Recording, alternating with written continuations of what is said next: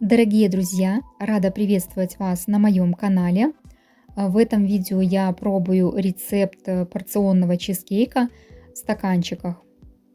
Это своего рода такой небольшой эксперимент, и в конце видео покажу, что у меня получилось. Для приготовления мне понадобятся следующие ингредиенты. Творожный сыр, творог у меня 5%, вареная сгущенка, сливочное масло, желатин у меня уже замоченный и обычное песочное печенье. Печенье мне нужно измельчить в крошку.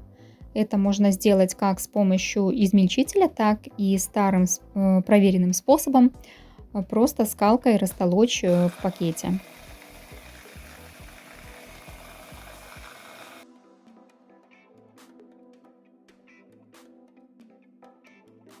Теперь в песочную крошку я добавляю растопленное сливочное масло.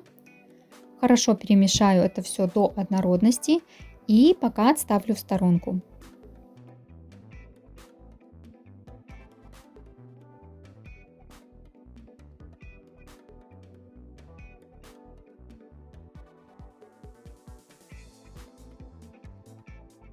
Дальше в тарелке я соединяю творог, творожный сыр и сгущенку.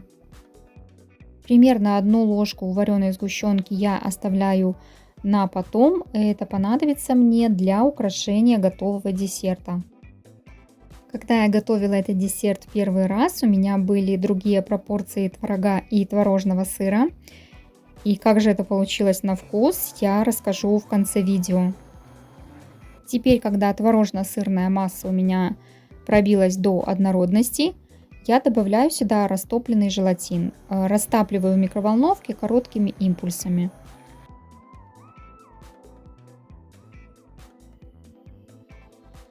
Для удобства я переливаю массу в кондитерский мешок. Но если у вас нету кондитерского мешка, то это не принципиально, можно раскладывать и обычной ложкой. Из данных пропорций получается ровно 6 стаканчиков. Это стаканчики для трайфлов. Я покупала их в кондитерском магазине, и объем у них 200 мл. Первым слоем я укладываю по 2 чайные ложки печенья. И теперь его нужно немножечко утрамбовать. Я использую для этого кондитерский гвоздик. Он нужен для изготовления кремовых цветов.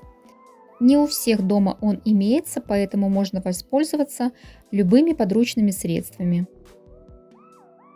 Теперь вторым слоем я заливаю творожно-сырную массу.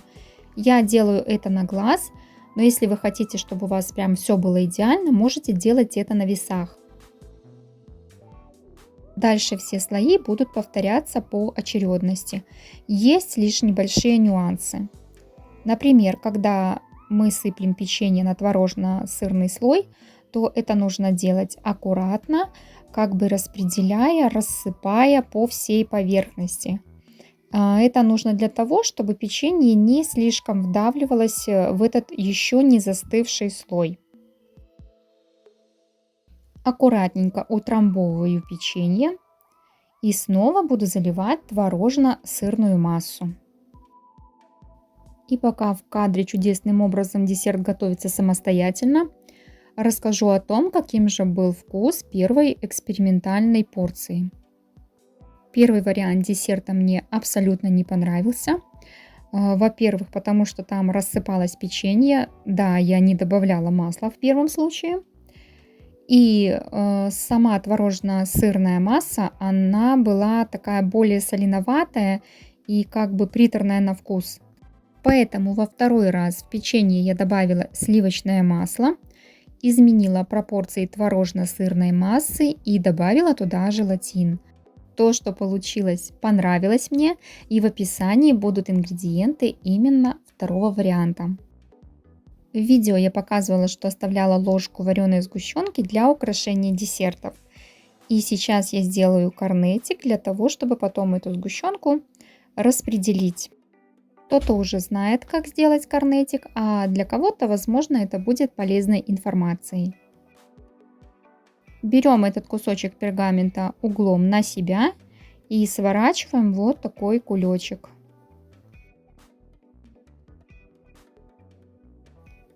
И затем хвостики, которые получились, закручиваем внутрь.